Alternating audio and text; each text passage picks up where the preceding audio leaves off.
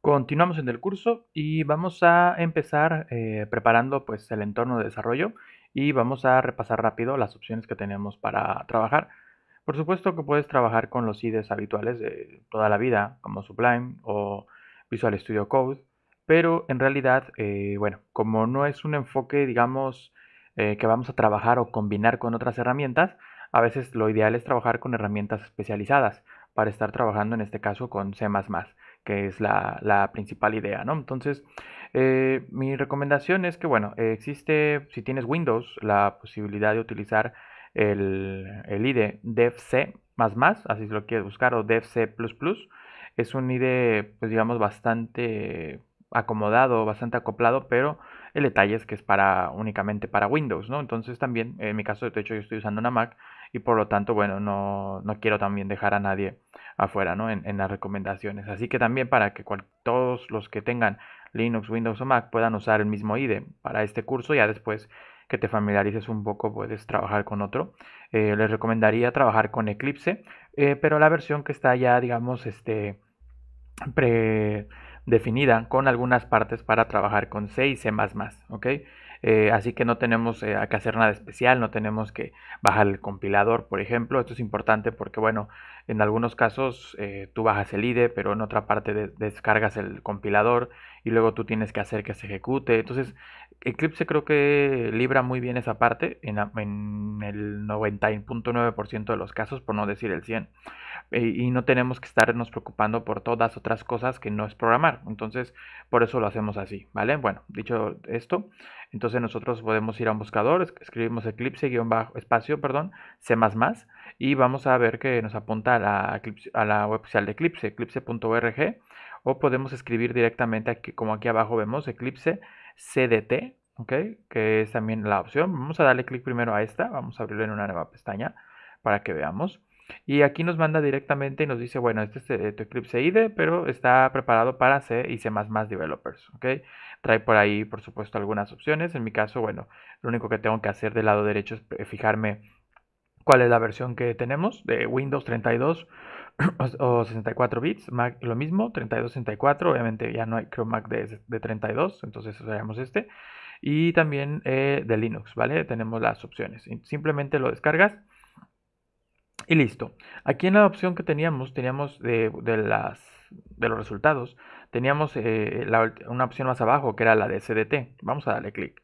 Vemos que entramos y nos dice lo mismo, Eclipse CDT, C++ Development, o sea, ya es una herramienta que pues viene también preparada ya de Eclipse como tal. En realidad, si nos damos cuenta, son dos caminos distintos, ¿ok? Simplemente vemos que aquí apunta, vemos que del lado derecho hace referencia al paquete. La versión es 2019-03, ¿ok? Y vemos que aquí, bueno, se hace referencia en este caso a la versión también, ¿ok? Entonces ya simplemente aquí lo descargas y listo, ya comienzas tu descarga, no hay mayor complicación, no tenemos que preparar absolutamente nada más. Solo recuerda que Eclipse es muy parecido a un portable, se comporta como un portable. ¿Qué quiere decir que es un portable? Es que directamente, digamos, no se instala en tu computadora. Pero, ¿qué es lo que haces entonces? Simplemente abrir siempre el directorio donde lo tienes y darle doble clic para que se cargue. A mí me gusta esa opción, de hecho, de Eclipse porque nos permite crear diferentes workspace y siempre tener claro que tenemos diferentes espacios de trabajo con diferentes tecnologías. Algo que se trabaja en Eclipse mucho es que, por ejemplo, a veces se tiene un workspace para C, otro workspace para PHP y así porque estás trabajando con Eclipse y el IDE te lo permite. Pero bueno, eso ya depende de cada quien si le gusta. Ya cuando tienes Eclipse en tu máquina, bueno, en el caso de Windows o Mac o Linux, usas un atajo para encontrar el directorio. Yo, por ejemplo, en mi caso, si yo escribo Eclipse, aquí. Yo tengo tres versiones de Eclipse conviviendo sin problemas. Otra de las ventajas es a veces un poco complicado, dependiendo del IDE, tener distintas versiones del IDE funcionando. Es decir, no es así, pero un decir, Sublime 1, Sublime 2 y Sublime 3. Es muy complicado a veces porque hasta acceden a las mismas características. Si modificas una propiedad de uno, también modifica la propiedad del otro. Entonces depende de los IDEs. En el caso de Eclipse es mucho sencillo, muy sencillo. Si vemos, aquí yo tengo tres versiones y las tres son distintas completamente. Y cada una tiene su configuración y de hecho cada una puede tener tres workspace separados. O sea que es bastante flexible en esa cuestión. Nosotros como vemos tenemos aquí las versiones. Yo por ejemplo, vemos aquí hay una, que es esta la primera. Si le damos clic, aquí vemos, bueno, esta versión yo que tengo es como la versión anterior a esta. Casi es una versión, digamos, anterior. Si vemos la fecha decía 2018-12, haciendo referencia a diciembre del 2018.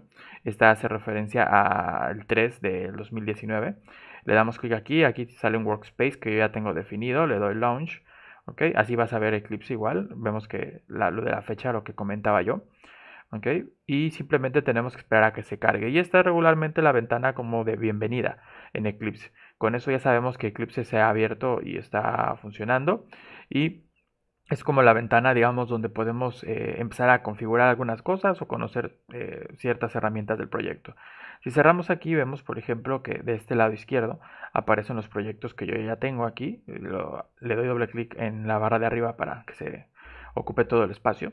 Y vemos que tenemos esta opción, ¿vale? Entonces, ¿qué es este Eclipse? Yo recomiendo trabajarlo así, no significa que si tú conoces otro IDE no puedes, claro que puedes, pero esto lo hago así para tener portabilidad para cualquier estudiante de que tengamos aquí en el curso y no estemos amarrados a Windows, Linux o Mac. Vamos a estar viendo los tres sistemas operativos, el mismo IDE, con las mismas opciones.